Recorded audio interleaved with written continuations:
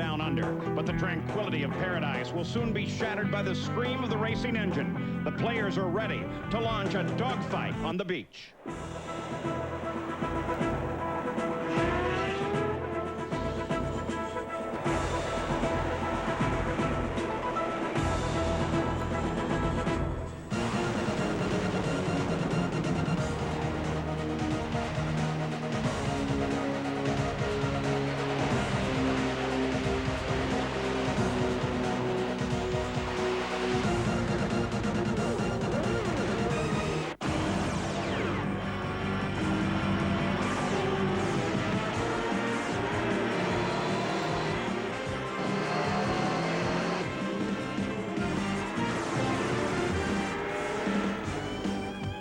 Welcome to one of the most beautiful tourist locations in the world, Surfers Paradise, Australia. We're here for the Kart Grand Prix of Australia.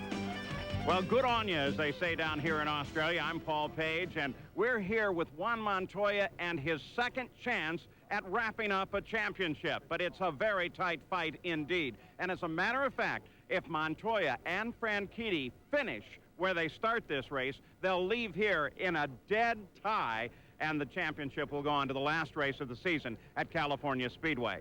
But the real problem here is the track. It's quite a challenge, Parker. It is a challenge, Paul. It's narrow, it's bumpy, there are lots of manhole covers. It has a huge crown, and these chicanes, they're vicious. They have tall curbs. You make the slightest miscue, and you're in the fence. It puts a premium on driver conditioning, on mental concentration. Dario Franchitti, he's relaxed, he's poised, he's got Montoya in his crosshairs for the championship. And it was an absolutely phenomenal qualifying lap that gave Franchitti his second pole of the year, but more importantly, a very precious championship point. He now trails Montoya by 12, trying to keep his title hopes alive, and this the next to the last race of the year. He was 1.3 seconds faster than Montoya. That's a huge difference, but also important the fact that he's had success in the street circuits, 2 wins and a pair of seconds. And his teammate, Paul Tracy, between Franchitti and Montoya. Could that be a blocking factor early in the competition? Let's go to Jan Beekes. Well, Gary, for Juan Montoya, he has not been a happy camper this weekend. He hasn't been able to find a balance in the car, in particular through the chicanes. If he gets aggressive and gets up over the curbs, the car slips and slides, he loses grip and lap time. Now, his engineer, Morris Nunn, has not been able to find the cause, and in fact has told Juan Montoya, don't use the curbs. We haven't been able to fix the problem. Now, his record on the street circuits this year have had him see checkers or wreckers. 3 times he's won, but 3 other times he's been on the wrecker. He doesn't necessarily have to win this race, but he certainly needs to finish it. And what is that scenario, and how does Dario Franchitti keeps his hopes alive against Juan Montoya? Well, there is, in fact, the scenario. Generally speaking, though, Dario Franchitti will be starting ahead, specifically speaking, and if he does and stays ahead, then the battle will move on. So let's take a look at that starting field with Dario Franchitti picking up the extra point for qualifying on the pole. Brian Herta will start on the outside. In the second row, it's Scott Pruitt and Paul Tracy to the outside of the second row. Tracy did have the provisional pole. And row 3, Michael Andretti with Montoya to the outside. In the fourth row, Adrian Fernandez and Tony Kanaan. The fifth row, Mauricio Guzman on the inside, Cristiano Damata to the outside. In the sixth row, Max Pappas and Greg Moore. The seventh row, Christian Fittipaldi, the winner at Road America, and Gilles de Ferran. Row 8, Patrick Carpentier and Elio Castro Neves. Jimmy Vasser is on the inside of the ninth row with Michel Jourdain Jr. outside. The 10th row, Jan Magnussen and Naoki Hattori. The 11th row, Mimo Gidley and Robbie Gordon. The 12th row, Mark Blundell, who was quickest in the morning warm-up, and Richie Hearn. Row 13, Andrea Montermini and Al Unser Jr. And alone in the 14th row is Walter Salles. Now let's take a look at some of the onboard cameras for you. Richie Hearn looking right at you. Tony Kanaan, very strong this weekend as he has been on the street courses all year long. There's Adrian Fernandez. There's Juan Montoya. We'll be keeping plenty of track of him and Michael Andretti. Here's the way the track looks at Surfers. It's the second longest on the kart schedule. Top speeds 190 miles an hour, but the rest of the corners 45 to 65 miles an hour. They'll shift 38 times per lap. That's almost 2,500 times during this race. It's bumpy. It'll take a mechanical and physical toll. There's the long run down alongside the beach, and in this race, 65 laps. It's 2.8 miles around, as Parker suggested, and pit stops could come as late as the 15th lap for the first stop. Of course, that depending on the course condition and the yellow flags, full course yellow flags. The weather here has moved from cloudy to sunshine, back to cloudy again, and even some light moisture early in the morning. But the forecast is for a good afternoon for racing in Surfers Paradise, Australia. Franchitti, the pole sitter. There is Herta. They will come into formation as they come off of the final turn here. And of course, the real key is back there with Montoya. It's difficult to pass here. What will he do to keep the car safe and to get up and get around and do battle with Franchitti? Remembering, too, that Paul Tracy sits between Franchitti and Montoya on the grid. That may help Barry Green's team and their fight for the championship. Now acceleration begins. Paul Tracy makes a move early on, trying to drop in behind. And the green flag comes out. Here we go. 2 races to go in this season, and they're running at Surfers. Very tight down here into the first set of corners. A chicane, everybody up on the curbs. Through safely thus far. Great start by Paul Tracy in the drivers' meeting. They didn't want to repeat at Houston. They said that if the left side got off before the right side, they'd throw the green. That's exactly what they did. Paul Tracy quickest after the first day of qualifying. He had to set out the second day. Great start for Team Green. Keep in mind, they've won 3 of the 6 street races in 1-2 formation. Phenomenal feat. Oh, Tony Kanaan tries to jam it down along the inside and battles with Gilles de Ferran. De Ferran on the inside now. And Cristiano D'Amata comes up alongside Tony Kanaan.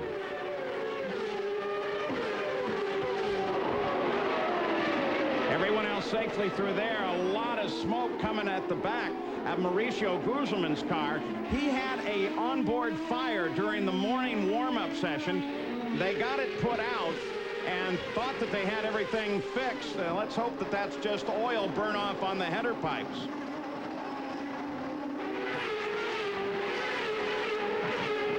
A lot of these drivers being told in these early stages to try to conserve tires, try to conserve their brakes, but as you said, Paul, oh, De Ferran's in trouble. Already we have a car in trouble. It's Gilles de Ferran. Fortunately, he's at an opening that they can get him clear and off the course pretty quickly. Course condition is local yellow there only. Keep in mind, Walker Racing, one of the few teams on Goodyear tires. We've talked about it in the past. Takes a few more laps to get the Goodyears up to temperature than the Firestones. And with the bumpy conditions here at Surfers, it plays a big role in trying to maintain that position, especially in the starts and restarts. We could see how aggressive Gilles was at that start, and it just got away from him under braking here. Gets into the wall with the right front and then the right rear. Everybody else gets past clean. The first lap now complete. Dario Franchitti leads it. Look, view down on that very tight left-hander that brings them away from the beach and back toward the interior of Surfers Paradise. Gary Gerould, Mauricio Guzman, do they know what the problem is? Well, Mo is convinced that he has an oil leak. That's what he told the crew on the radio. I don't know if he's got instrumentation that would indicate that or not, but from the pits that hadn't been confirmed. You saw it, however, there in the back of the screen as the field came through. There was an awful lot of smoke. Tony Kanaan darts out again. He's been the most active thus far as he tries to do battle with Greg Moore. Gilles de Ferran's problem, Jan Vikas. Well, according to radio communication, Gilles just called back to Derek Walker and said, I got on the brakes and the car turned right. And obviously we saw what happened. He's out. One of the problems with the street circuit, the huge crowd in the roads. It's very easy to fall off the center of the track. And as they came down into this section in turn number 8, I think that's exactly what happened. He got off camber on the backside when the car made a right-hand turn under braking. This section of the course turns them away from the beach, then back to the right, and actually on to the island where the pit straightaway is located and all of the pit suites. To make that swing onto the pit straight now. Scott Pruitt runs in second. 2 laps complete now. And he's staying right with Dario Franchitti. What a great run for this guy who's off to Winston Cup next year. The best qualifying position for Toyota to date, third place. Scott also got a tremendous start with Paul Tracy jumping Bryan Herta, and he's maintaining that second place. Remember, he won this race back in 1997. He's always been very, very quick here, and here he is right at the front. A great run for Scott Pruitt and the Arcero Wells team. Rest of the field comes through. You get a glimpse of Juan Montoya. Montoya remains in 7th place, just ahead of Greg Moore. Now on board with Montoya. He's got quite a way to go, quite a distance to make up if, in fact, he wants to try and wrap a championship up here. But, of course, it's very, very early to try and make any moves at all on this difficult circuit. Mauricio Gugelmin's troubles, Gary?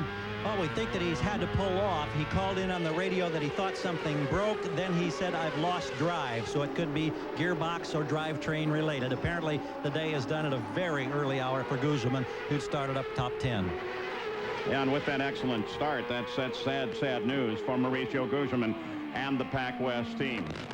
So it's Dario Franchitti that has led the first 2 laps at Surfers Paradise, Australia. Scott Pruitt runs in 2nd. And Paul Tracy sits now in 3rd.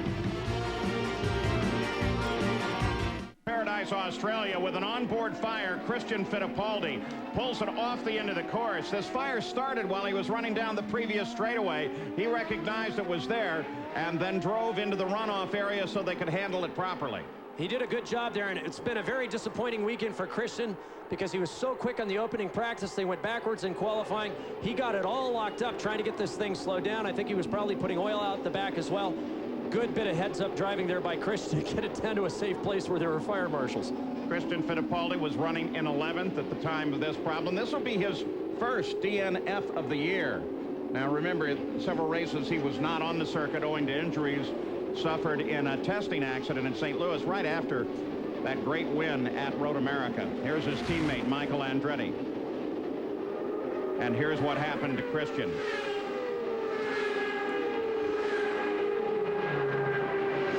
Whoa, he got up against Hall at the exit of the chicane, it looks like there, Paul. It's a little hard to see if that's what caused it or if it just started before that.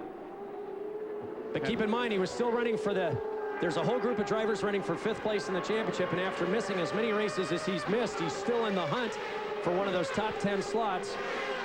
But he's not going to pick up any points. Yeah, that was the fun part of the mid-season, was despite the fact that he was running, watching him continue in the top 5 of the championship. Remember, too, that his teammate, Michael Andretti, who currently runs 6th, is in a battle for 3rd place in the championship with Paul Tracy. And there's Michael. Sometimes. And keep in mind, 2 drivers, Adrian Fernandez, Christian Fittipaldi. Adrian missed 4 races because of his broken wrist from Detroit. Here's Christian Fittipaldi again, who had the big testing crash, which put him out for 5 races, still in contention for top 10 in the Series N championship. I wonder if his problem wasn't that he already had some oil coming out of the engine, and then when he brushed the wall, that helped light it up and aggravate it and actually caused the brush. We'll find out when we talk to Christian. Back to Dario Franchitti. 4 laps complete. Franchitti leads Pruitt, Tracy, Herta, Andretti. Adrian Fernandez is 6th.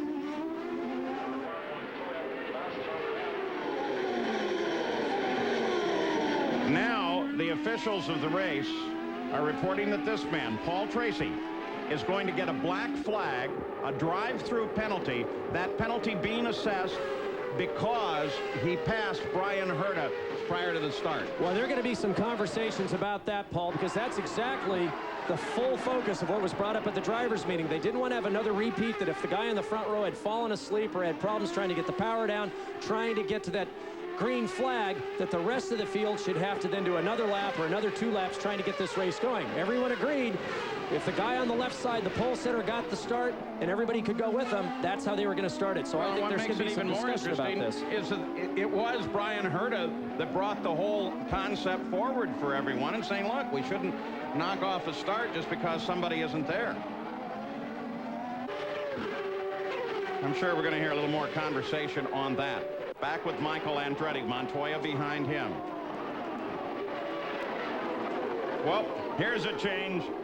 Now that whole thing is under review. They're going to withdraw the black flag for Paul Tracy and talk about it a little bit more. We'll go back and take a look at the start for you.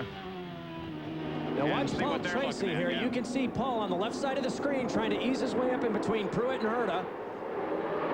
As they cross the green flag here, Tracy's clearly in front of Brian Herta, but I think the problem here is that Paul needed to stay behind Brian in his line. He switched lines, and I think that's where the controversy is. He needed to stay within his line behind Brian Herta. Yeah, it's not the simplistic call that it might have been on the start at Houston. Montoya trying to get his way around Michael Andretti with 6 laps complete, 65 the scheduled distance. Montoya has a shot at it. Wheel to wheel with Michael. On the outside, Paul. Oh! Unbelievable. Wow. He gets it done. How does he do that? Montoya, who has been truly struggling. Now Kanaan starts to work on Michael with the car most of the weekend. You have to ask what's going on with Michael. Maybe that's the problem, because look, Montoya is already gone well ahead. Yep. Michael closes a bit under braking, but Kanaan's definitely working on Michael. Well, and Greg Moore, look at him. He's had a great run thus far. Well, Michael may be slowing down just a little bit, but I think he just lost a lot of momentum coming out of that second chicane, allowed Tony to get a run on him. Michael defended the inside, regrouped, and now that they're cleanly onto the back straightaway, I think he's all right, although Tony's having a look down the inside. Other cars on the move, Helio Castroneves from 16th up to 12th. Greg Moore, 12th to 9th.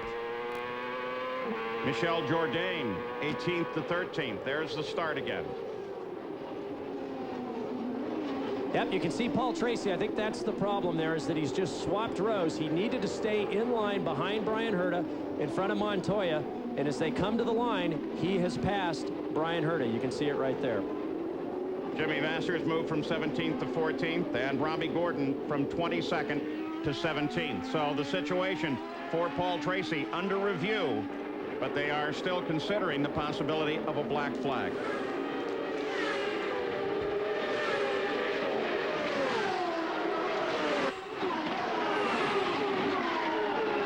Dario Franchitti, the teammate to Paul Tracy, crosses the line, completing 7 laps.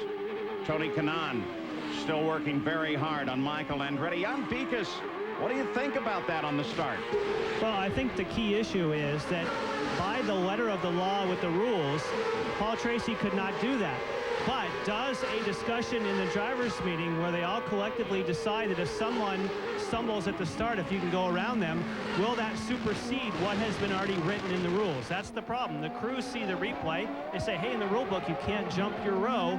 They want Paul Tracy penalized. That was a good lap. That was a good lap.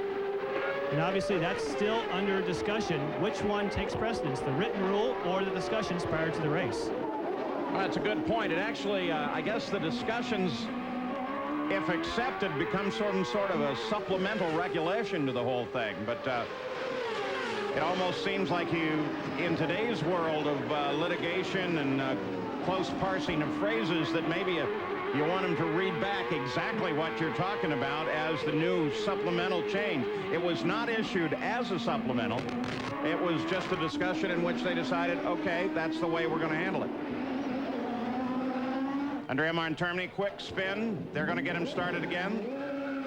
Kart safety team gives him a push. Off he goes. With 7 laps in the books, we've got 7 cars in the 1-minute 30-second bracket. Franchitti, Pruitt, Tracy. Of course, Montoya, as you would expect. And then Castroneves, Jourdain, and Vasser. Everybody else in the 137, 138 second bracket range. Adrian Fernandez runs in 5th. Hoping for a good result this weekend as well, but at the front, Dario Franchitti still doing everything he needs to stay alive in the championship fight at Australia.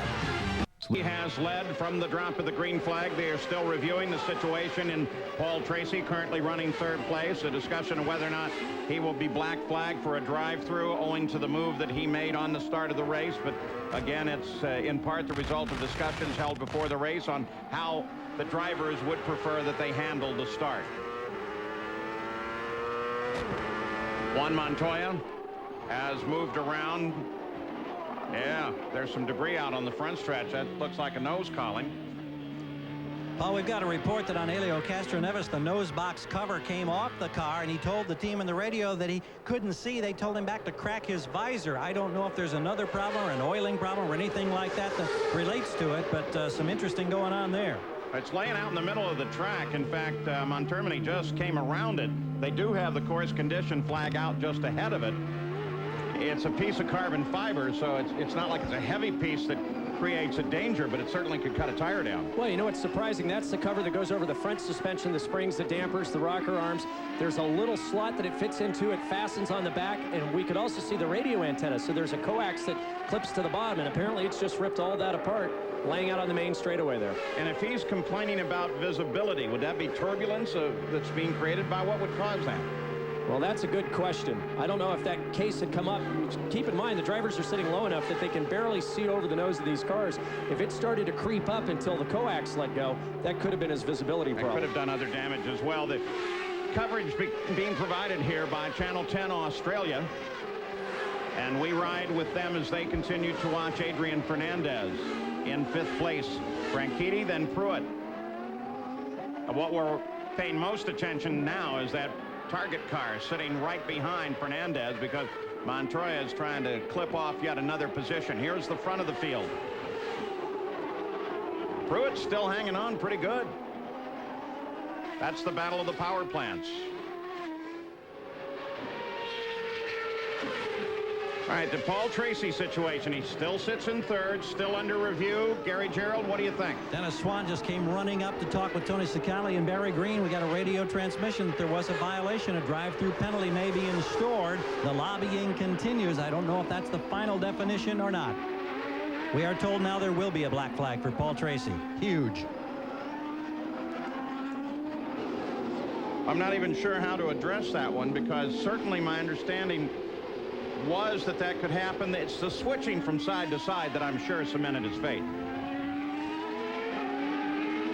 So Paul Tracy will abandon 3rd place. He sees the black flag for the first time now as he flashes over the line. His teammate Dario Franchitti is still the leader. 11 laps are complete. Scott Pruitt is running 2nd. From the magnificent Gold Coast of Eastern Australia, Surfers Paradise, you're watching the CART FedEx Championship Series, the CART Grand Prix of Australia.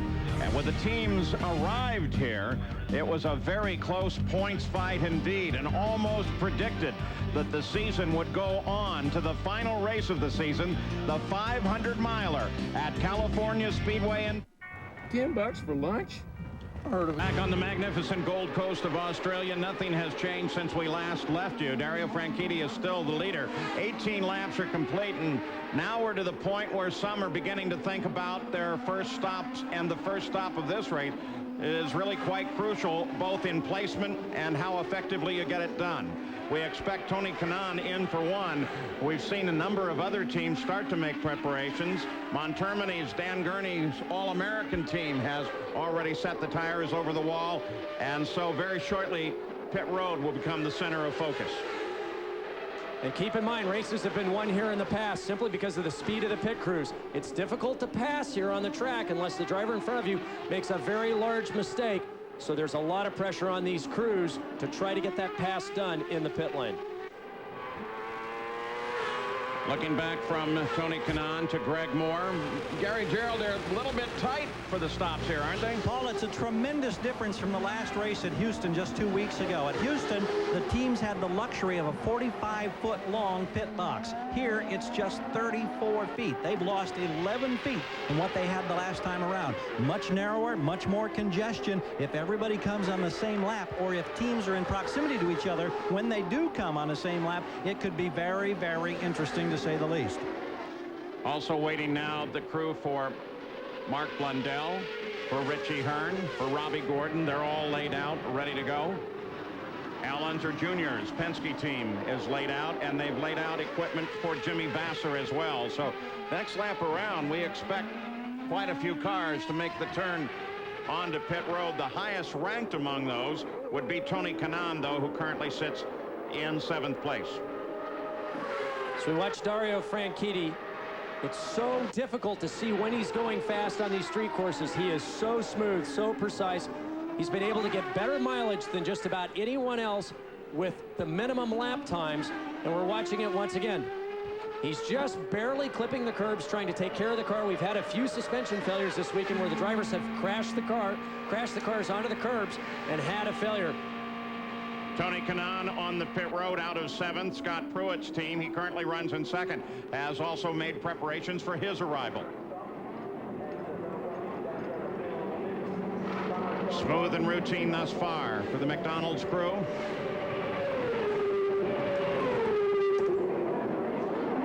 And that's a drive-through for Tony.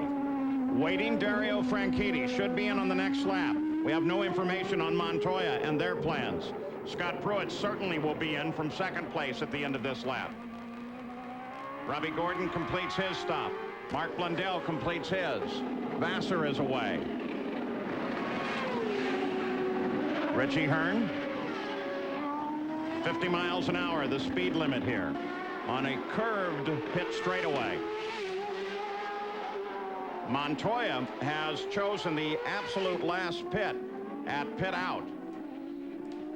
And for the 2nd time this year, split to a different pit than where Jimmy Vassar has established their campground. So they have done that, not because of any problem within the team, but according to Chip Ganassi, so that they give Montoya every chance possible. Dario Franchitti, leader of the race on the 21st lap, hits the pit road. Gary? And Paul, he is 3 pit boxes behind where Montoya is. Here's the team in action. They know that a single mistake in this situation could conceivably cost them a shot at the PPG Cup and the championship. No changes from engineer Don Halliday on this car, waiting for the fueling to be complete. He's rolling in 13.3 seconds on my watch. Everything looked flawless.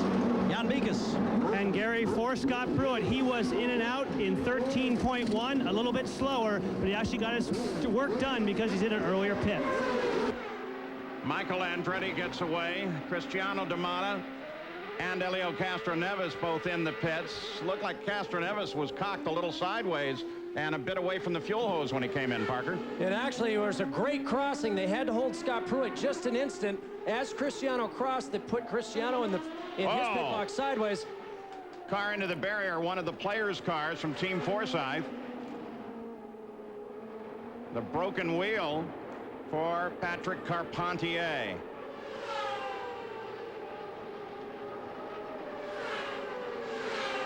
With the wheel broken, hard to get him back away from the barrier. Now look at the damage to the suspension on the right front. You can see it's towed out quite a bit there where he's made contact with the wall. Tony Bettenhausen's car without sponsorship on the side of it for this race here. Here is what got Carpentier in. That's Gidley.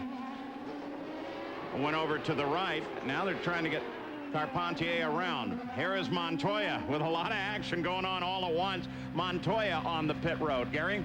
Right behind him now, Brian Herta in terms of pit box position. Herta hits his box right now. Here comes Montoya with a quick snap of the wheel. He's right on the marks, a little bit away from the wall, but not enough to impact the fueling. The fueler is, however, having to stretch a long way. They've made the tire change.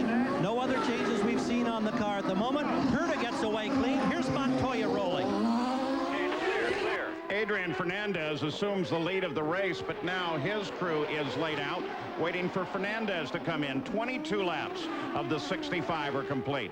Fernandez, no doubt the fuel mileage king here today at Surfers Paradise, turning very quick lap times, getting mileage that I compute of almost 2.1 miles per gallon. And look at Scott Pruitt all over the back of Montoya. Keep in mind, Montoya's on full tanks with cold tires. Pruitt's been able to put in a lap or two. He wants to get by him now in order to get back to the front. Montoya drifts over to the center of the straightaway as they make the left-hander in. Now run along the Esplanade, along the beach here at Surfers Paradise. Pruitt's chance may have just gone away. No, he closes. Montoya closes on Herta. And I think you're right, Paul. His window of opportunity just disappeared. Pruitt knew it. He tried to get down the inside. With the crown of the road here, it's very difficult to make those passes down the top or the inside of the crowns. Richie Hearn, off-course excursion, stop. Sounds like the engine's off. So with 22 laps complete, Al Unser Jr. slows down. Every time you think that something else is going to go smooth, somebody else has a problem. Let's go to Gary Gerould. Watching the crew now for Patrick Racing, work for Adrian Fernandez. Been tremendously focused this weekend. Admits that this has been the toughest test for his injured right wrist. It's very sore, but he's had great fuel mileage. He'll see if he can put it to his advantage now with a 14-second stop. And he was able to extend that stop 3 laps over the people that came in first. That could play huge dividends for this Pat Patrick Racing team. If he catches the next stop, extends it up to 6 laps from the guys that came in early and catches the yellow just right. You can see he's come out just in front of Brian Herta. He's got to drive extremely hard to try to keep Herta behind him here. Oh, Herta almost catches him. Al Unser Jr. climbs out of his car by the edge of the race course as this battle goes past. Herta comes down to the inside, but the yellow flag was flying going into the corner. I think there's going to be a problem there. Montoya goes by as well. Here comes Pruitt trying to get by Fernandez, but clearly the yellow was out there. That's going to be a call for Chief Stuart Wally Dallenbach, because as they came down into that corner, and now look at Herta trying to block Montoya, going down over the marbles there on the inside, and we've got a full course yellow, Paul. So the twin flags come out at the start-finish line. Our first full course yellow of the day will slow this field. There's been so much going on. There's a great deal to sort out, including that last maneuver. We'll go back and take a look at that turn 8 situation. Here they come. Now watch the corner station. Green at that point, beyond Little Al, but it's yellow going into this corner because there's a car sitting in the runoff. Naoki Hattori is sitting there, so the question is it when you see the yellow or where the incident is actually located? That's a tough call. In fact, it has been part of an ongoing discussion of what do the international rules that they're using this year really mean? Can you go when you get to the next screen or go when you see it? Right now, they're saying you can go when you see it.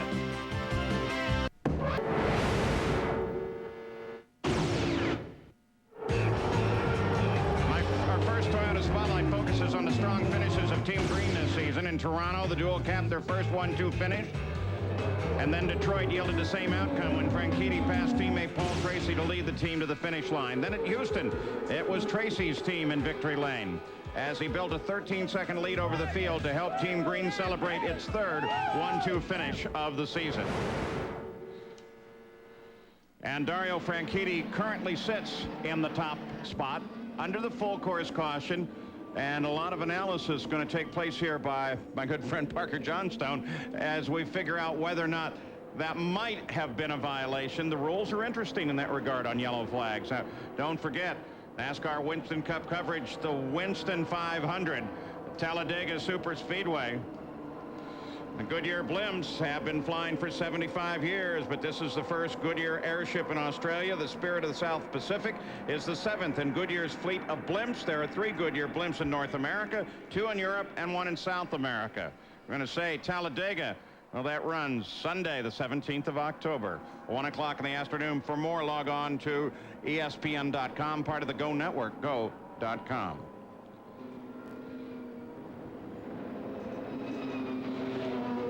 Richie Hearn, you saw him in the runoff.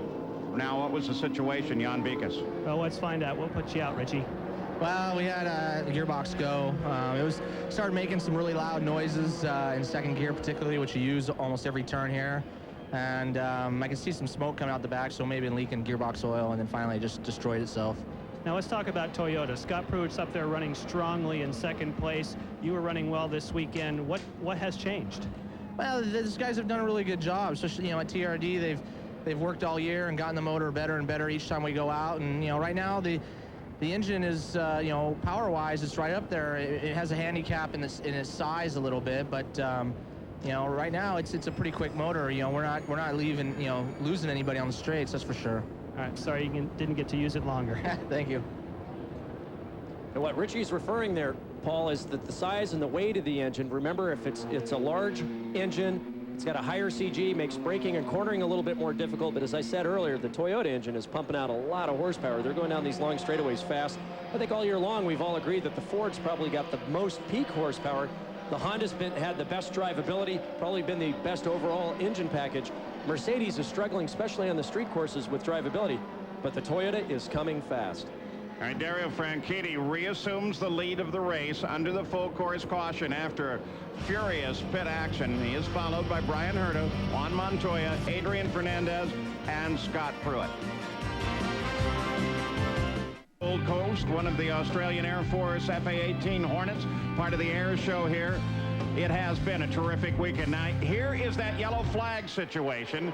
And Parker, this may give us a better idea to decide what really happened. Well, you can see the green that came out that cleared the Al Unser Jr. incident, but see as they come down, that pass is completed at that yellow flag station, which is just a little too late. I don't think he quite had it done. And we're hearing now that race control is saying that Bryan Herta has to move back behind 40, which he has done now. Otherwise, he would have been black flag. So I think they've got this sorted out. No penalty served. The drivers have handled it. So he's given the opportunity to correct the situation. Montoya, with those stops, made a hefty move forward up to third. He'll come further with that penalty, now sitting in second. So the battle for the championship is sitting in first and second place. And we've also had some winners and losers here. Pruitt went from second to fifth. You saw the passes that happened on the track. Herta's moved back. Montoya, as you said, has come up. And as we look down, Robbie Gordon, specifically 17th to 13th. They short fueled the car, trying to gain some positions. Also, Blundell, a big move, 20th up to 16th place. Now race control is radioing the teams. They want Montoya for this restart lined up behind Adrian Fernandez. Now they change it.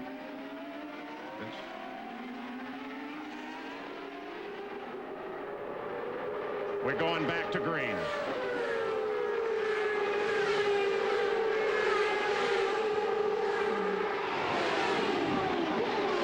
The other big winner there, of course, was Paul Tracy. He's just there going through the chicane. He came in 10th, went out in 7th, led by Tony Cotman. They have consistently had some of the fastest pit stops all year long.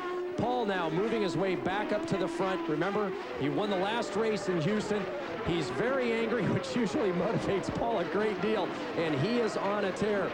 That first stop, he was getting great mileage, taking good care of his tires, and we're going to see him back up here, I think, in the top 5 in no time at all. Parker, we've got complications, however, for Paul Tracy. During the yellow, just confirmed with Barry Green that they do have some type of a turbocharger problem on the car. I says, is there any magic several quick cars cure? off. Vassar, Blundell, you saw him on Termini. Sorry, Gary.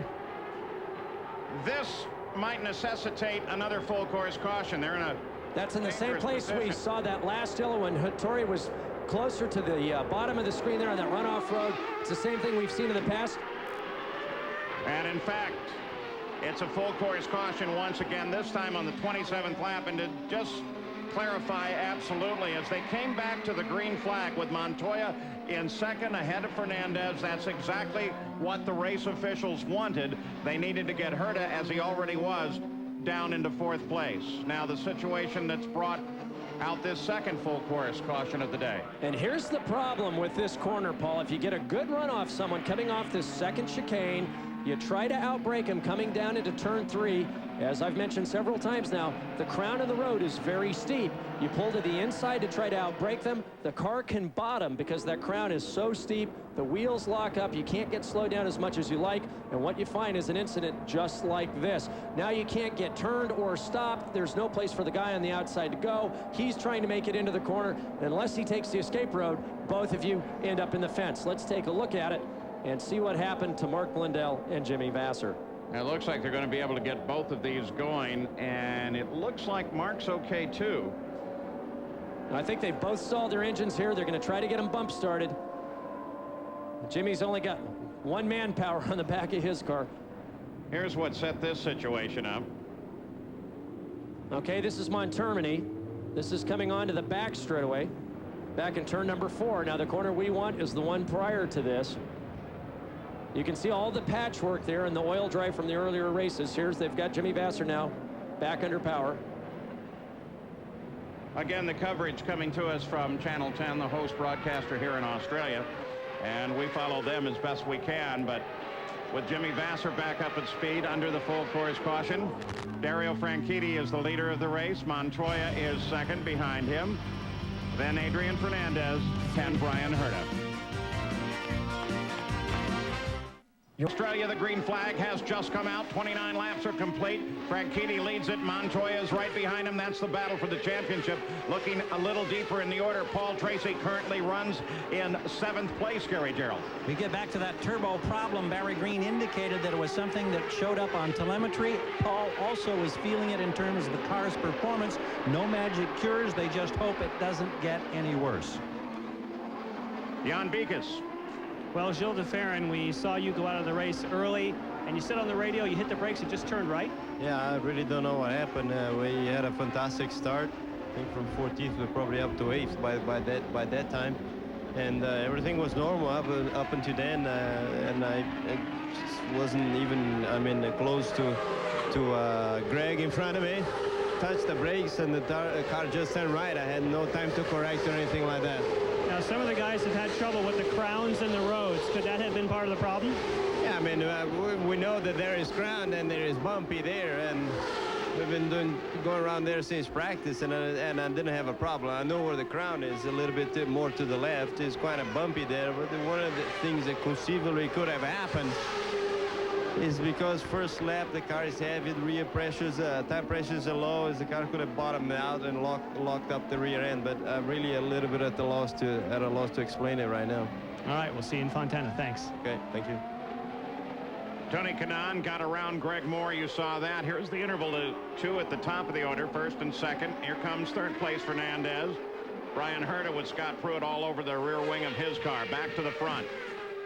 And remember, this is the battle for the championship. Franchitti's job is to try to stay ahead of Montoya the entire run. Montoya needs to not only get past Franchitti, he needs something else to happen to put Franchitti at least 2 or 3 positions back. And as we watch these two cars, watch how well Franchitti's car handles the curbs. As soon as Montoya gets up on the curbs, the car is greatly disturbed, throws them offline. Also notice on some of these shots how quickly Franchitti's car points into the corner. It transitions very, very quickly, whereas Montoya is having to throw the car into the corner. Use those quick reflexes and hand-eye coordination in order to try to catch the ensuing crash. I've watched him all weekend long. He's probably crashed 200 times here, Paul. He's just not hit anything. And here's Franchitti just silky smooth. On some of these shots, you'll be able to see the difference here. Gary Gerould, on that first round of stops, you had the opportunity to watch both Montoya and Franchitti. What's their tire situation? Talking with the Firestone engineers, and Joe Barbieri was saying that for Franchitti, and I think this relates exactly to what Parker was just saying about driving style. He said there was exceptional rear tire wear for Franchitti, but Montoya's rears were, he said, at least 90% used up. Many of the teams reporting that they'd lost all real function of the rear tires as they ran the last few laps before the first stop. So clearly the change in driving, or the difference in driving styles, reflected in the tire wear when they came in and made the first change for new rubber. And in this case, the use of the word exceptional, Gary, meaning really good. Exactly. Exceptional meaning very, very good tire wear. Many more laps apparently were still left, but of course Franchitti needed fuel. And Franchitti is incredibly smooth. They are, owing to the 2 full course cautions, still pretty tightly bunched. 31 laps are complete. They're approaching the halfway point of this 65 lap race. 2.8 miles around, really 2.79 and some change. During the morning we had a bit of a sprinkle. It seems to have gone away. The skies overhead are blue and clear, though there are some clouds in the area, but none of them look like rain clouds. And this morning at breakfast, that was probably the primary topic of conversation. All the drivers, as they filed in, wanted to ask, so what do you think it's going to do today? Is it going to rain? Is it going to stay dry? Another gorgeous day here, but we're talking about the difference in styles. What a pleasure it is to watch Franchitti and Montoya. So diverse driving styles. Oh, look at this pass. Tony Kanaan on the outside of Paul Tracy here. Kanaan on the move, but can he hold it outside Paul? He does. Both of them, like all of the top runners, really use the curbs here. In fact, that's a key part of the setup, is to make sure the car can handle the curb. And after the provisional poll of Friday, which Paul Tracy took nicely, he said, this is one of the few places where big risks lead to big rewards. You have to be incredibly aggressive. But I think now this turbo problem, the lack of power that we're seeing from Paul Tracy's car is starting to catch up with him, as we saw Tony Kanaan go right past him down that long front straightaway. And in doing so, takes 7th place back to the front. There's the interval back to 3rd place. Adrian Fernandez with Brian Herta and Scott Pruitt there as well. There's Tony Kanaan, who now begins his attack on Michael Andretti. And they're really starting to bunch up now behind Adrian Fernandez. We have word that they've told Adrian he can use a bit more fuel, a bit more power. Keep in mind, he went a good lap or two farther than anyone else. So very cagey here. You can see the huge interval. No one in front of him. Everyone lined up behind him. But we know Adrian's good on brakes, good on tires. Now he just needs a little bit more fuel for some more power to try to catch up to that group in front of him of Montoya and Franchitti. And the leaders just now passing over the halfway point in this race. It is official. You talk about the weather here. It is, after all, the tropics. And one moment it can be brilliant sunshine, the next moment a bit of rain. Now, I'm wondering, are we seeing some sandblasting on the lens of this camera, or did we get a glimpse of some moisture there? That's hard to tell. Keep in mind that sand has played a factor in this race, going down that back straightaway paralleling the shore. When the race used to be earlier in the season and they had that offshore blow of the wind, we used to get a lot of sand on that back straightaway. It's not so much the case now. The track has been very clean. This is the premier street circuit course that the Champ Cars run on. The best fencing, the best facilities. Certainly very enthusiastic fans here. The drivers love it, but also very physically demanding. And as that sun comes out, it becomes very humid, very hot. And these guys are working extremely hard trying to get the most out of these cars. Tony Kanaan continues to work hard on sixth place Michael Andretti. And Dario Franchitti, as they go over the halfway points, will pick up another point for leading the most laps in this race. It's Paradise, Australia, and we are back under a full course caution. It occurred when Naoki Hattori and Mark Blundell got together. Here it is. Blundell trying to move to the inside and overhaul Hattori. And you can see he's got the front brake starting to lock here. He just doesn't have the pass. Hattori sees him, but really can't get out of the way here, and they both make contact with the outside wall as well as each other. And it does take Mark Blundell out of the run, but it also sends out the twin flags for the full course caution and brings the leaders into the pits. Dario Franchitti already on the pit road. Gary Gerould.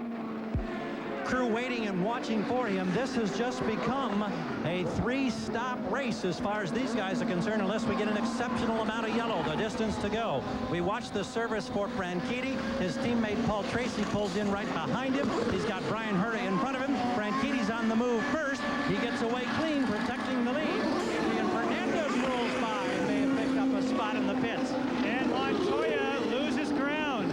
Montoya does over a 10-second pit stop, and he loses ground. The Target team normally flawless. They lost some time on that one. Montoya comes out behind Adrian Fernandez.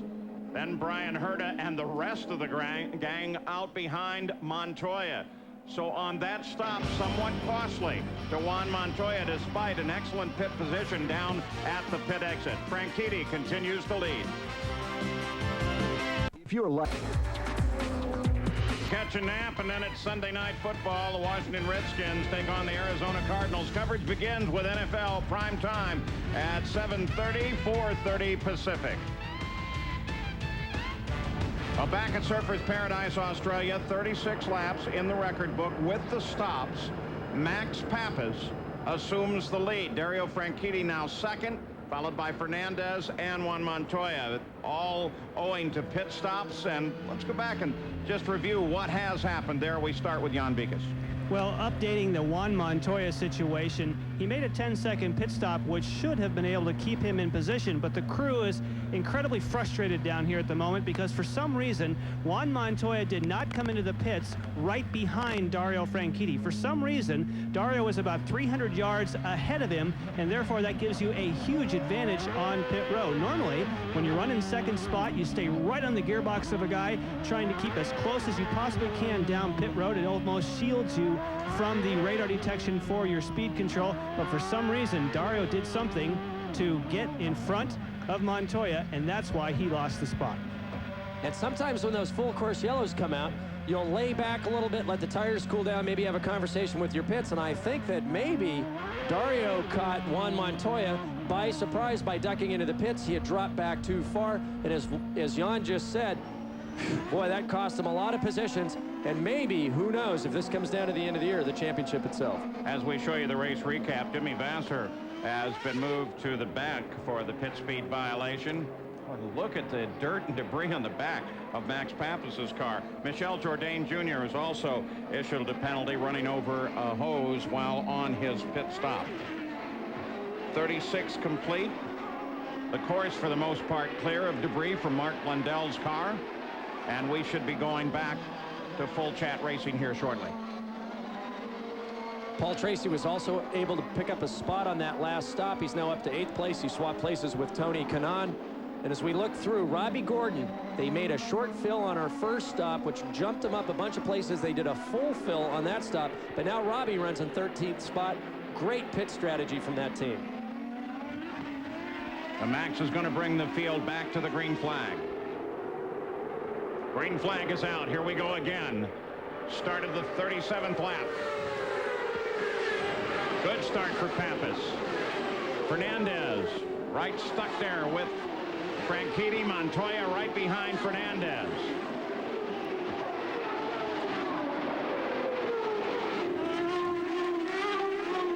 Clean through one, clean through two.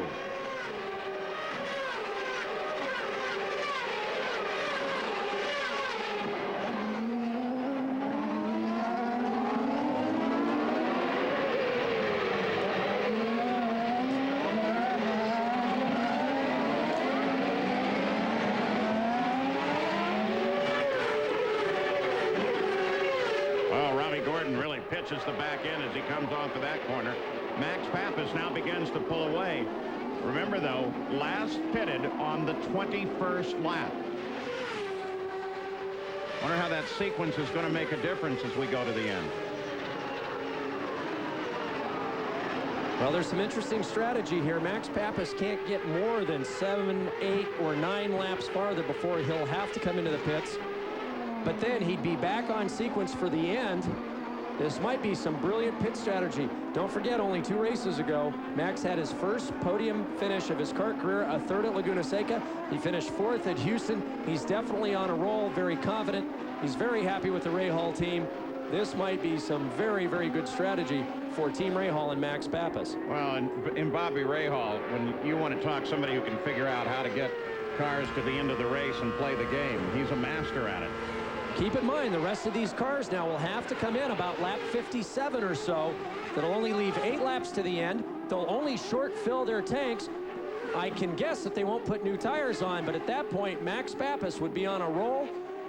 Yeah, it would make for some very interesting strategy if we ran green to the end at this point. That works. It'll be a whole new top 10 list for the Letterman show. Letterman, of course, being a part owner, along with Bobby Rahal of the team. Cristiano D'Amata moves inside Tracy. We can see Paul's drop back there again. I can only guess that his lack of turbo boost is really hindering him down these long straightaways. Paul obviously driving very, very hard. He's only done a few laps this week, and one of them good enough for the pole on Friday. He sat out Saturday because he damaged his car in the morning practice session. But very determined young man, and obviously at the top of his game since the beginning of his kart career. One of the best seasons I've ever seen him drive. Tony Kanaan working hard on Michael Andretti for 7. But what about Tracy Janvikas?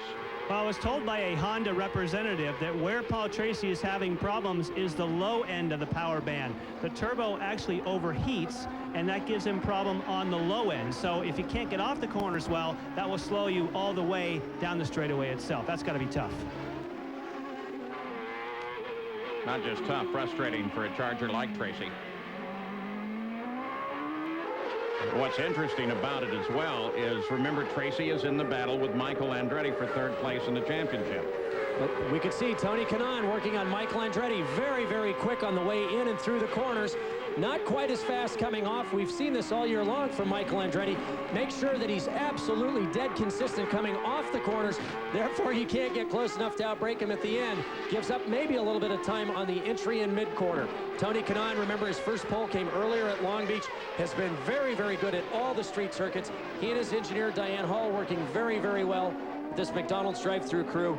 Tony looking for a way past Michael Andretti. Catching Michael's one thing, passing them, unless you're Juan Montoya, is very, very difficult. We had a nice dinner the other night with Michael Andretti. His son Marco is here with him. And it was kind of fun, though, from time to time. Look at Kanaan try to dart alongside Andretti. He's up almost alongside. Andretti gets through the corner.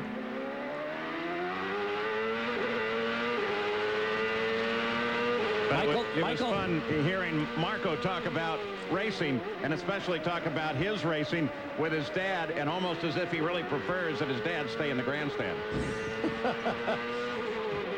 Well, Little League parents are everywhere, Paul. Well, I think Marco will be quick to tell you that the race he did win this year was with Michael in the stands. That guy was setting the car up. Quick to tell you that. It's got to be hard to show up to any racing event with your father, Michael Andretti, and your granddad, Mario, there. Just a little extra pressure that maybe some of the other kids don't have.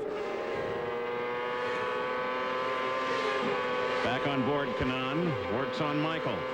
This is a continuing battle for 7th place.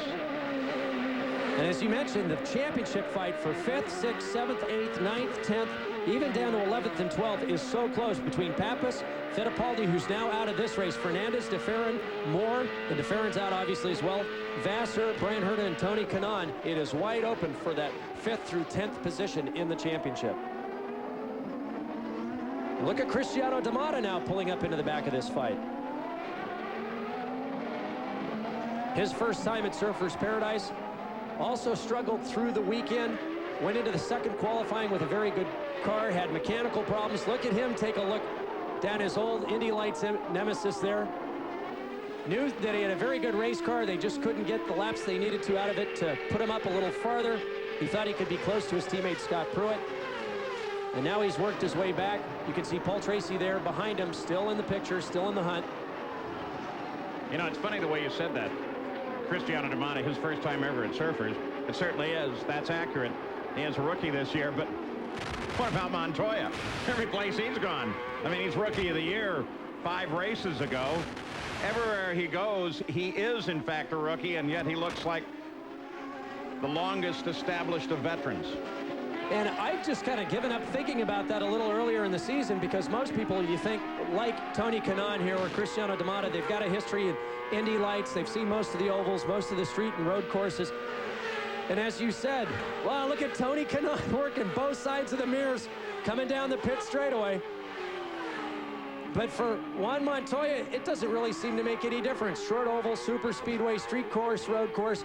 And the thing is, Paul, he's just not quick by the time qualifying runs around.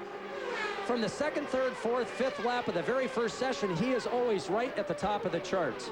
He is explosive right from the initial green flag of the race weekend. Well, Max Pappas with 41 laps complete. Probably the next 3-4 laps, certainly by the 45th lap, Max Pappas will come off of the lead into the pits, but again, the distance he's been able to carry the car might put him in an excellent position to be back there right at the front at the 65th lap and the checkered flag. So from the land down under, one of the koalas and their ever-present eucalyptus, some of the jumpers, the kangaroos, the roos. You got to be real careful with those here in Surfers Paradise. They can jump out in front of the car just like a deer in the Midwest. As for the fact that the beginning of this race was upcut, but we'll have the full re-air of the race later today, Sunday night, 7 Eastern Time.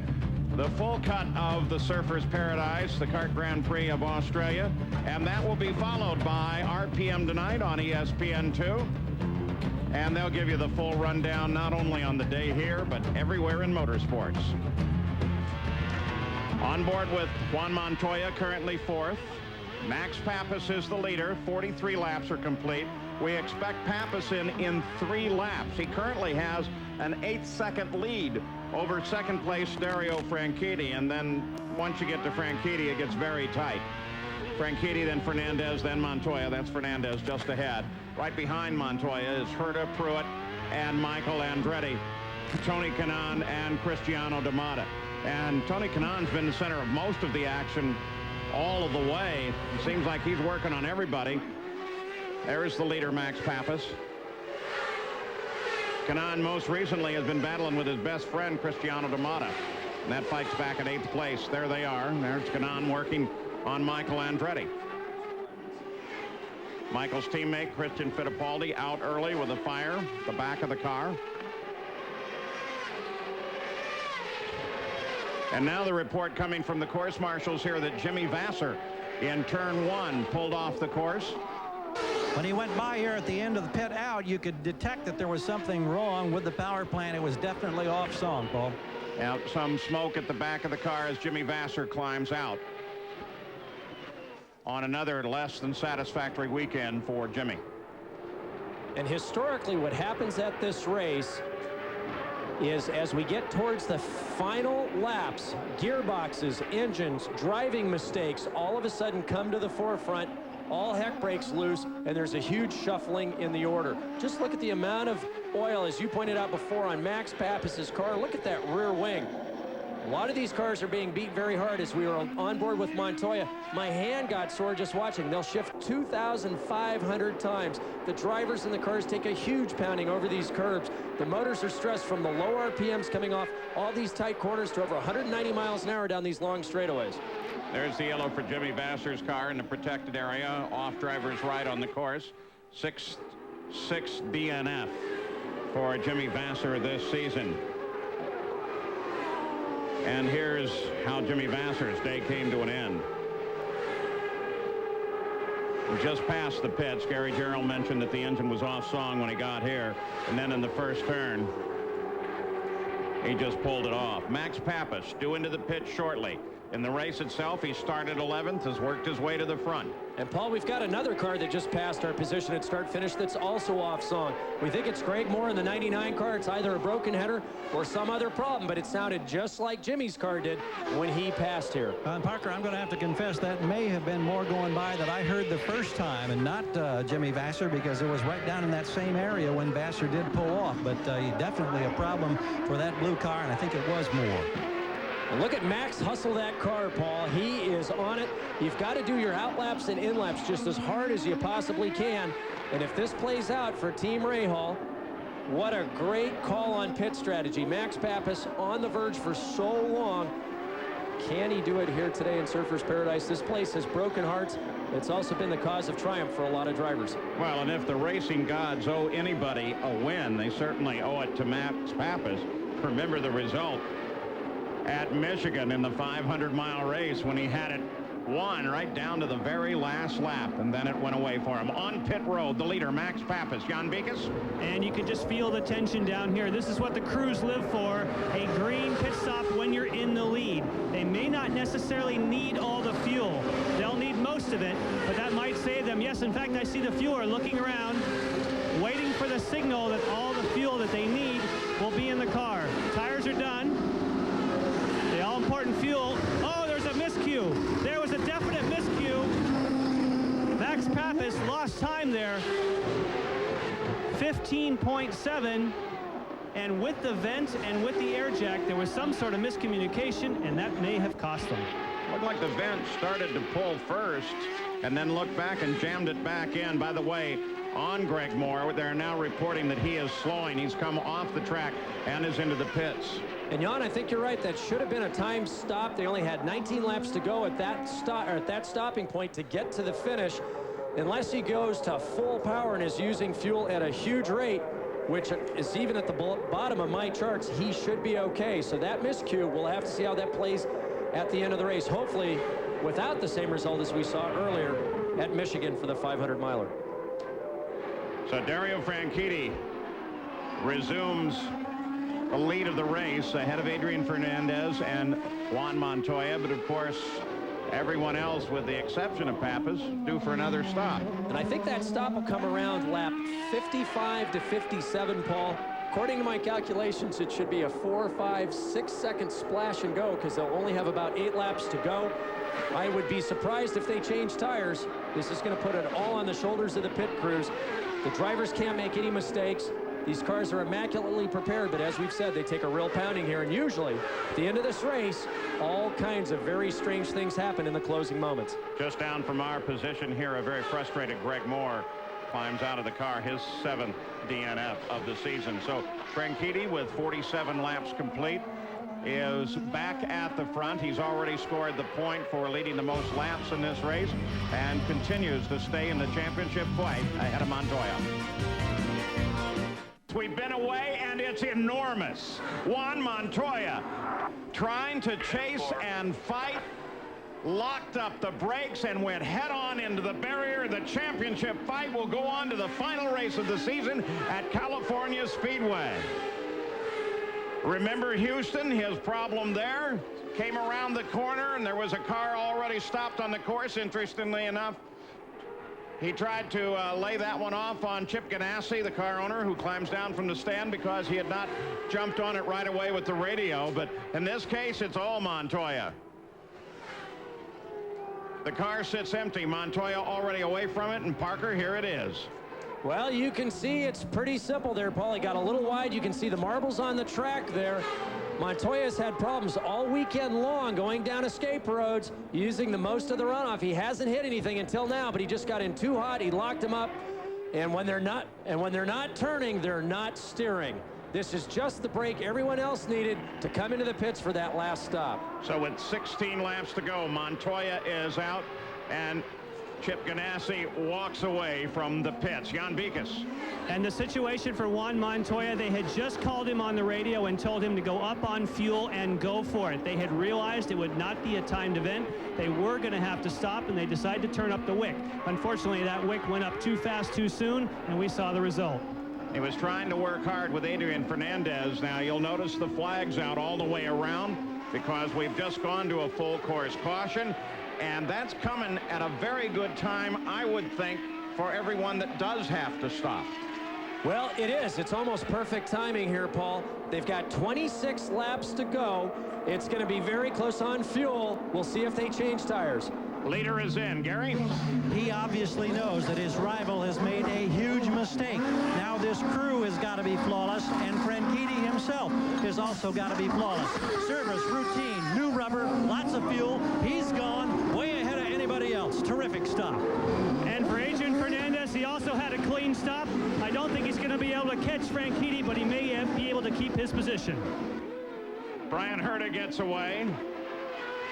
Tracy really lights him up despite the 50-mile-an-hour speed limit, and he gets back into the fight. But Dario Franchitti, with 15 laps to go, maintains his lead as his rival in the championship battle falls by the wayside, nose of the car against the barrier. I can't believe Montoya has had a chance to wrap up a championship, and both times he's blown it. This time into the barrier head on while he was trying to get around Adrian Fernandez. And that brings us to our Toyota Spotlight, focusing on the roller coaster season for Juan Montoya and his work on temporary circuits. He won his third ever kart race at Long Beach and conquered the rain-soaked runways in Cleveland. At Vancouver, he once again fought off the elements to take the checkered flag, but the rookie did take some lumps on the temporary circuits. At Toronto, he made contact with Michel Jourdain Jr., ending the day early. And then at Detroit, Helio Castroneves sent Montoya into the wall because of a confusion on the track over a restart. At Houston, miscommunication with his team under yellow resulted in this accident. With Castroneves, for Montoya, the temporary street circuits have been feast or famine. He was hoping he would not starve this evening, but he may. 5th DNF for the year, 4 of them involving crashes. Here's the points the way they are now.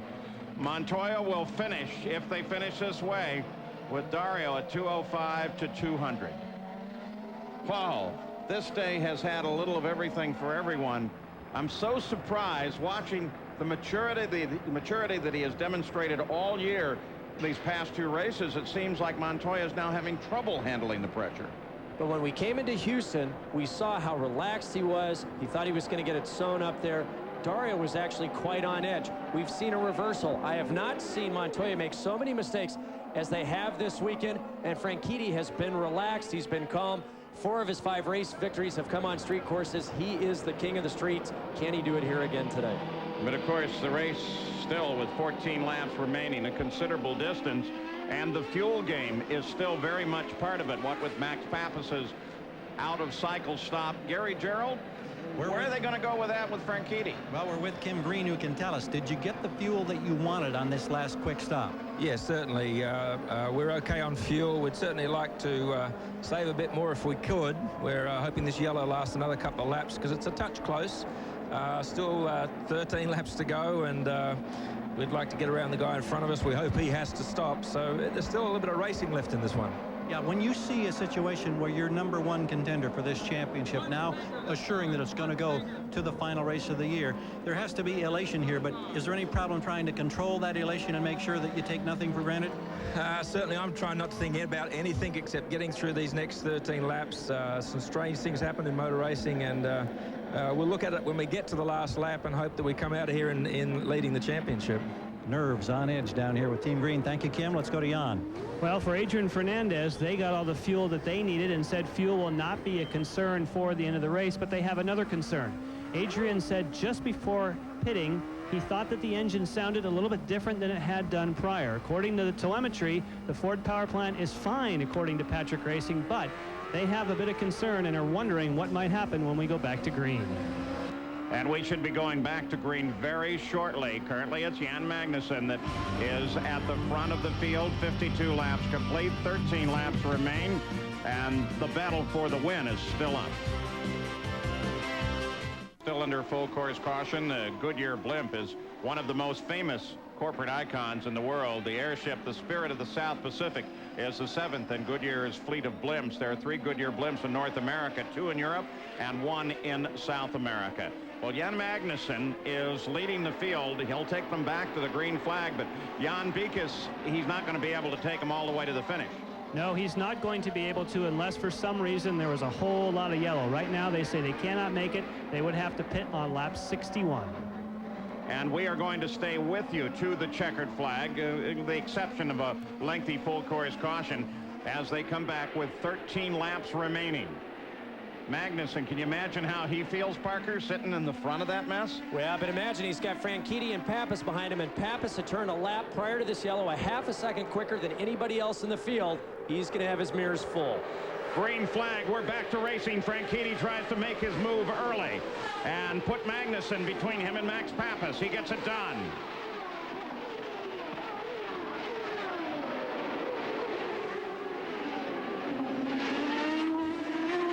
Through 1 clean, working on 2. Franchitti now pulls away. So the players here are now Franchitti at the front and Pappas, who sits currently 3rd.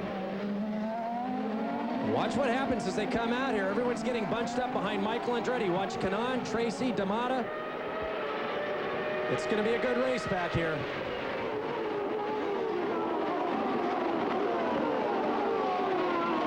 .53 laps complete. Expect Magnussen out of the order there right after the 60th, 61st lap.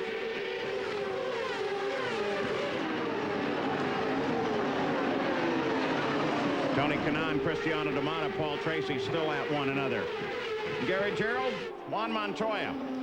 Well, this young man is feeling the championship pressure in my estimation, Paul. He came back, had a brief word with what was left of his crew. Morris Nunn, Chip Ganassi and company had left the scoring stand sometime earlier. He talked with them. I asked him if we could get a word with him. He said no. He ducked under a grandstand, headed back toward the cabines in the rear portion, and he is gone. Obviously, a very frustrated young rookie driver who may have seen a championship elude him here in the late stages at Surfers. Well, may in fact have seen a championship totally eluded, depending on the outcome of the next race. He certainly opened the door for Dario Franchitti. Boy, it's tough when you come back home and find out no one's there, Paul.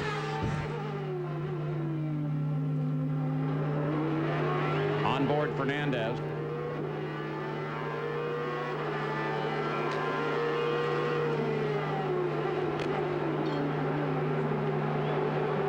Watching Fernandez, Pappas just ahead, Magnussen ahead of Pappas. Gary Gerould, if you're still with us down at the target pits, a lot has been said the past couple weeks about Morris Nunn. He's been signaling that there may be a change that keeps him away from Ganassi next year. Yeah, Morris has said, I've repeatedly told Chip that I will not be with the team next season, that I'm ready to retire. He says Chip keeps telling me, no, you're not. And Chip can be very persuasive. We've known that in the past. He has convinced Morris to come back and work. And Morris gets a lot of credit from Juan and from everybody in this team for what he comes up with in terms of engineering setups. But right now he says, no, I won't be with this team next year. He says, I may just be playing golf. He said, also, there have been some casual conversations about running other operations, but he said, I will only do that if all the championship necessary funding for a championship is there up front to start the season. On the other hand, Chip has really got a lot of depth within his team. While Morris would be missed, there's still a lot of good workers there. Oh, it's a tremendously deep team, and obviously you don't win 3 consecutive championships and challenge for a 4th straight unless you've got terrific manpower and organization all the way through. Chip Ganassi is hugely competitive. It's a tremendously well-funded team. They've done virtually everything right the last 3 years. They will continue to be very strong contenders, no doubt, whether or not Morris is with them. And don't count Chip out. He may still convince Morris somehow to be with him in 2000. Now 10 laps, just under 28 miles remain. And from a driver's perspective, almost more important than the engine, the chassis, the tires, is that engineering-driver relationship. That's your security blanket. That's who gives you confidence. That's the person you can turn to when things aren't going right to try to get things back on track. And for Juan Montoya, even though brashly confident, very, very talented, losing Mo Nunn would be indeed a huge loss to this young driver's career.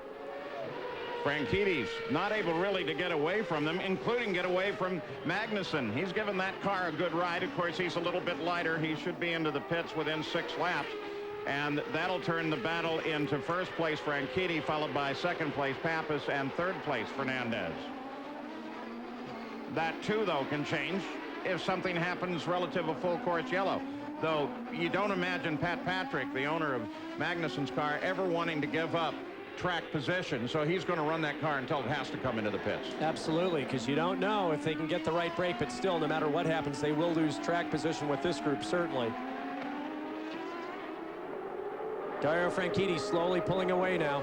The only car in the 1-minute 30-second bracket range. In fact, he went into the low 136-second bracket range. Everybody else now trying to pull up with him. Now it's 1.7 seconds between Franchitti and Magnussen.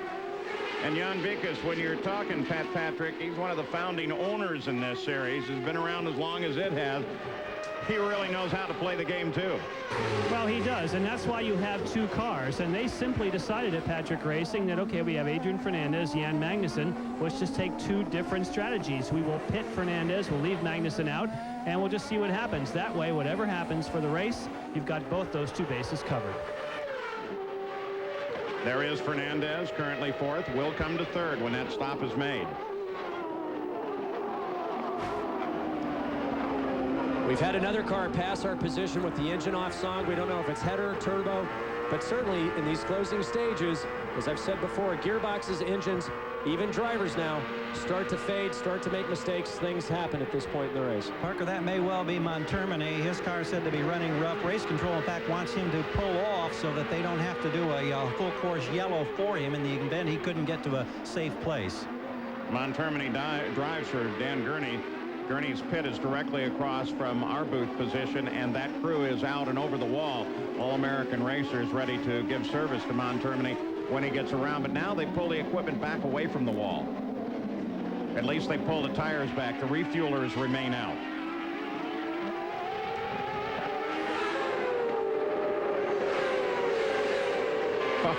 Tony Kanaan and Michael.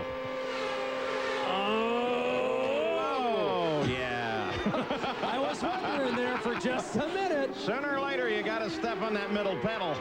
Oh. I mean, Tony got as far as he needed to get the pass done, but the problem is that crown of the road, the entry, he's off on the marbles on that side. Michael just said, well, I don't know where Tony's going to brake, but I'm just going to brake later, and I'm sure Tony was thinking the same thing. I don't care where he brakes. I'm going to brake later, but at some point, somebody's got to do something, and Michael took advantage of it. Is that the point where guys like you and Jan Vikas, who have both raced in the series, but both also been racing school instructors, keep saying you got to drive your own race? You really can't look at where he is? Well, you do to a certain point. I mean, you want to go as deep and then a little bit deeper. I mean, probably the most brilliant pass I've ever seen was around Michael Andretti when Zanardi did it at Toronto. year before last, because what he did is he put on the brakes the same time Michael did. Michael then backed off, and then he let go of the brakes and rolled farther into the corner and got the pass done. I mean, it was just one of the most brilliant passes I've ever seen, because drivers aren't normally thinking that well at that point in a pass. But you go as deep as you can, but at some point, you've got to stop where you have to stop no matter what the other car is doing. So you're not going to count the Zanardi on Brian Herta at the top of the corkscrew. Well, now what would be a illegal pass? Some people still contend that maybe that pass wasn't as planned as Alex would like to have everyone believe. And I'm amongst that group of people. So. Oh, as long as I'm here and airborne, I'll try and save it. Maybe exactly. I can save it to the lead. Here comes Tony again. Now he's right. He's as far up as he needs to be.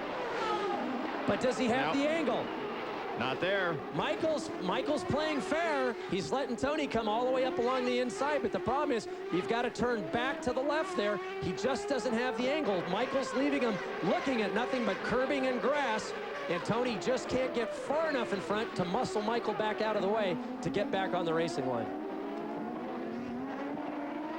Michael is somebody that you can trust on the course. Don't forget, after our coverage here, Sports Center will be up next. And they'll get you up to date on everything other than the world of racing.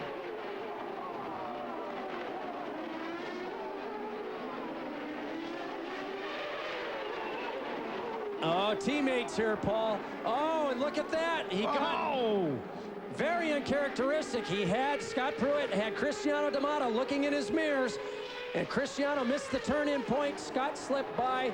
He lost momentum and allowed Robbie and also Walter Solis to go by him. Yeah, that's Solis in that silver and blue, number 16, at Tony Bentonhausen's car.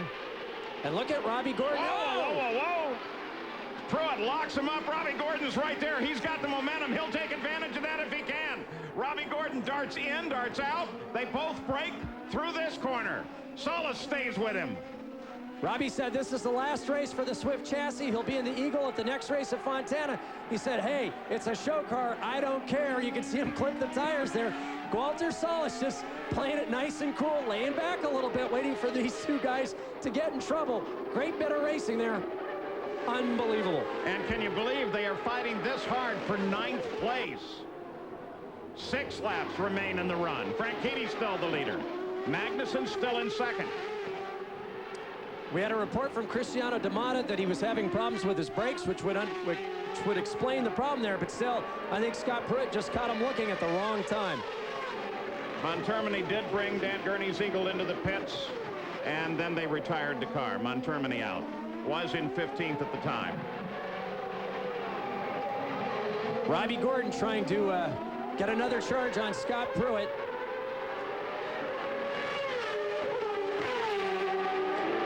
And now we've got a report that Cristiano D'Amato is having engine oil related problems. And like I said, the last few laps, finally the cars just wear out from the curb jumping, the incessant pounding on the brakes, the acceleration, clipping of tires, rubbing up against the walls.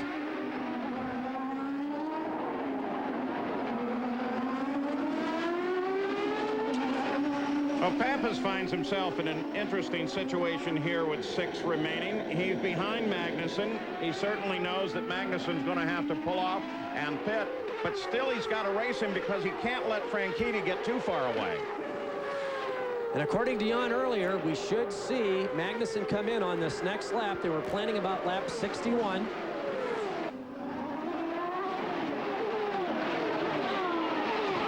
And no matter what Franchitti does, Pappas obviously wants to try to put some distance between himself and Fernandez, Herta, and the rest of the battle behind him.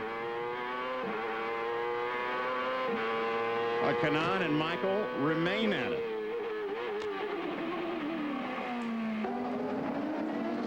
Normally you would think that that traffic ahead may affect it, but that's pretty quick company. The whole thing is now beginning to collapse at the front and tighten up. Remo Gidley, course marshals are reporting, has a small fire at the back of his car. There he is. There's the fire. He should be able to get that off course safely. 5 laps to go now. Franchitti still leads. If the Patrick game plan is played out, Magnussen should stop at the end of this lap and refuel the car. And right on time here at Surfers Paradise, the radio communications between the drivers and the pit crews are lighting up with drivers reporting oil pressure lights, oil temperature alarms, having problems with the gearboxes now. Lots of chatter on the radios. Surfers Paradise is doling out its punishment with only 5 laps to go. A lot of the drivers now worried as to whether they can make it or not.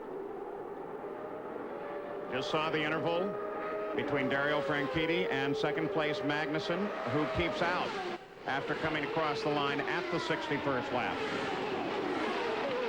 Good stop then at the end of this one. We saw on the front of Magnussen's helmet there the indication of how much oil is being sprayed onto this racetrack. The front of his helmet is absolutely covered. But notice, Dario Franchitti, the Scottish flag on the top of his helmet, the Italian flag on the side. Look how clean his car is, Paul. It's nice when you're the leader. And there is Gidley. They finally got him off the edge of the course and are hosing down the back of the car where he had that small fire. 20 has been told that they will come in. He's told to come in. That's Magnussen at the end of the lap, as predicted. Now reports that there is some smoke showing at the back of Cristiano Damada's car.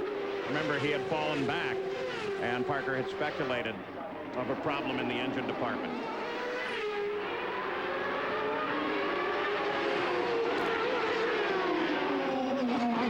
What a beautiful, smooth day for Dario Franchitti. He and his engineer, Don Halliday, have worked so well together this year. And I think really the success of Team Cool Green has come from Tony Sacali and Paul Tracy working together with Halliday and Dario Franchitti. It's one of the only driver groupings, Paul, that have looked at each other's telemetry data extensively, have combined their driving styles to get the most out of their cars and themselves at these various venues. And I think Barry Green, always having been one of the best team managers in the business, has really brought this group together. Magnussen makes his stop. Jan.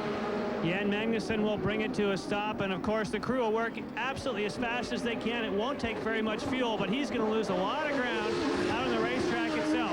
By my watch, just a little under 5 seconds, but the key here is slowing down on pit road. He'll lose lots of spots. And there were only 18 seconds separating the leader and the 10th place car as Magnussen came into the pits. Don't forget, Sports Center is coming up next.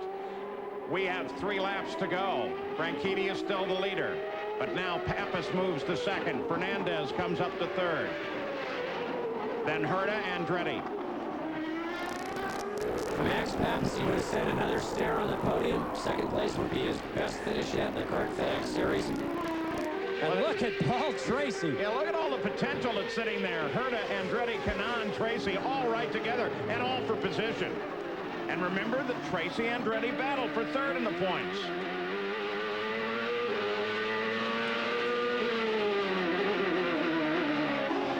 A lot of speculation as to where Bryan Herta will end up next year.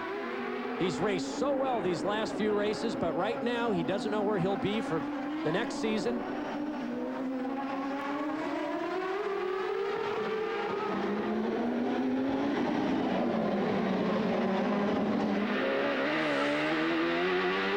We've talked about it all weekend long. Really, the only thing we know for sure is that Team Green is absolutely locked solid on their equipment package, their drivers, their engineers. Kanaan's going to give it a shot again on Michael Andretti, and again, it doesn't work. And that continuity is so important in winning races and winning championships. Tony Kanaan, Paul, he just doesn't get the angle he needs. Obviously, he's coming onto the long pit straightaway, getting a good run on Michael. He just can't get the angle he needs to get the pass done going into that first chicane. Well, and he's got to be real careful because at the end of the straightaway, he's sitting there with Paul Tracy right behind him. Tracy may be given a little way off the corner owing to his turbo problem, though it doesn't seem like it now. And Kanaan surely, while he attacks Michael, has to try to protect against Tracy. And I would think with only 2 laps remaining here, Tracy's really going to push hard to see if he can't distract Kanaan enough, while Tony's trying to get around Michael to see if he can't pick up that position for 6th spot. 2 laps remain. Dario Franchitti came across the line 3 seconds ahead of Max Pappas on the last lap. Franchitti, Pappas, Fernandez, Herta, Andretti. So Franchitti, Jan Beekes. Well, the only instructions they are giving him are keep plenty of margin at the exits of all the corners. And obviously on a street circuit, in case there was any little wiggle or anything, you want to be sure you didn't have contact. And it appears from what I've seen on the monitor, he is doing just that, while most of the action, as you said, is behind him. We're going to apologize for this in advance, owing to the length of the race and the time that we're running. We are not going to be able to interview Dario Franchitti at the end of this run, but it looks like in one lap you will see him win, and you will see the championship go on to California Speedway in Fontana, California, as his battle with Montoya continues, and he will take the points lead to the race at Fontana. There he is, Dario Franchitti, working the last lap. And the mindset for Dario Franchitti, very different than anyone else in this race. You can see the distance he's giving himself out to the walls, giving himself a few feet. He still has to stay on it, has to stay focused, has to concentrate. If he starts to slip out of concentration now for just a moment, he could throw it all away. But for Max Papis, Fernandez, and the group behind him, they're all pushing extremely hard. Cristiano D'Amata comes into the pits. Of course, he has been reporting trouble. Paul Tracy will remain, if he remains in position, in third place in his ongoing battle with Michael Andretti in the points. But Dario Franchitti, who this year the Scotsman has proven to be the master of the temporary street circuits, and this is as tough as they come. In his quest for the championship, he has done everything required to this point, and he will leave here with 9 points over Juan Montoya and with the victory. Max Papis will now chase him to the line. Here comes Dario Franchitti, and Dario Franchitti takes the win at Surfers Paradise. The Gold Coast is golden for Dario. Max Papis will scream for the line in second place. Third place is Adrian Fernandez. Despite the race-long battle, Kanaan is not able to get around Michael. There's the point standing with a 9 points lead. In 2 weeks, we'll be at California Speedway, Fontana, California, for the final race of the season and the battle for the championship. Unofficial results of the race, but Dario Franchitti for Barry Green, that smiling man in the center, has taken the victory and the lead in the points fights. We'll see you in 2 weeks at California Speedway. This has been a presentation of ESPN, proud to